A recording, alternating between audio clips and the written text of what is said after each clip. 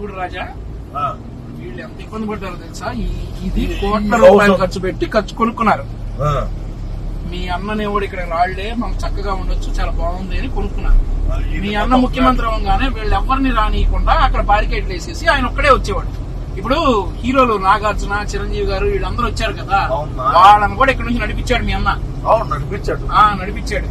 చిరంజీవి గారు కూడా నడిచి ఇక్కడ నుంచి వెళ్ళింది. ఇదిగో మీ అన్న ఇల్లు. ఎవడైతే వచ్చి ఎందుకులే రాజా, గాంధీ జయంతి రోజు ఇప్పుడు మంచి రోజు చూసుకుని వద్దు, మంచి రోజు చూసుకుని వద్దు.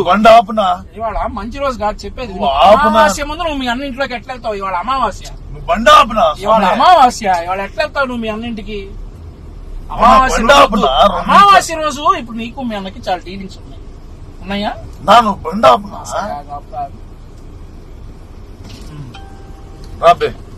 వదిలే, దిగొద్దులే కిందకి. చెప్పేది నాకు మంచి రోజు వచ్చి మీ అన్నతో తమ్ముడు, అంతే కదా? అంతే అన్న.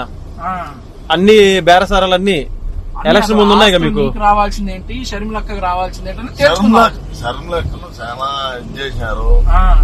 నీకు రాకపోయినా పర్వాలేదు కానీ షర్మిలక్క న్యాయం జరగాలంటావు. ఖచ్చితంగా జరగాల. సో ఇది ఈ రోడ్డుని నారా లోకేష్ గారు ప్రజలకి గిఫ్ట్ గా ఇచ్చినట్టు అనమాట. మీ అన్న బ్లాక్ చేసేస్తే, అది మీ అన్న బ్లాక్ చేసేస్తే నారా లోకేష్ గారు అవును చాలా చక్కగా ఎంత బాగున్నాయి. మరి మీ అన్నకి ఎందుకు చెప్పలేదు అప్పుడు? అసలు భ్రష్టు పట్టించాడు. అదేంటి కెమెరా ముందు ఎట్లా మాట్లాడతావు నువ్వు? నేను నిజాలు నిక్కర్చుగా మాట్లాడేవాడు వ్యక్తి ఎవడంటే పార్టీకి డ్యామేజ్ చేస్తున్నావు అలా మాట్లాడితే ఎలా?